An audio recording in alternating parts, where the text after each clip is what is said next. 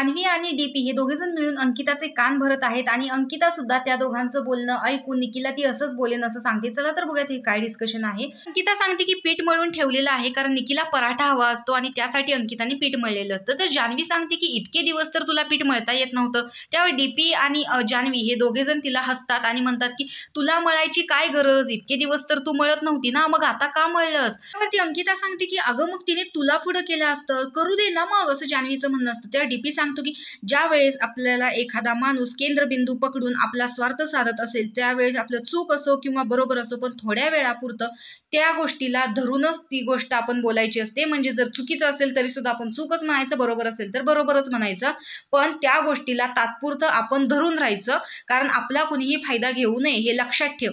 आणि डीपी त्याच्यावर सांगतो की आता जर तिने तुला विचारलं की तू माझ्यासाठी पराठा केलास का, तर तिला सरळ सांग मी ज्यावेळेस जान्हवीला विचारलं त्यावेळेस ती म्हणाली होती की मी करते। आता जर तिने केला नसेल तर तो तिचा प्रॉब्लेम आहे आणि मी तिला विचारलेलं तेव्हा ती हो म्हणाली होती, आता पोहे करून ती देईल पराठा करून। तर अशा प्रकारे सगळेजण मिळून अंकिताला शिकवत आहेत की नाही म्हणायला शिक आणि अंकिता सुद्धा सांगते की हो मी निकीला आता असंच बोलेन। तर तुम्हाला याच्यामध्ये चूक आणि बरोबर काय वाटतं हे कमेंट बॉक्समध्ये नक्की सांगा। तोपर्यंत बाय।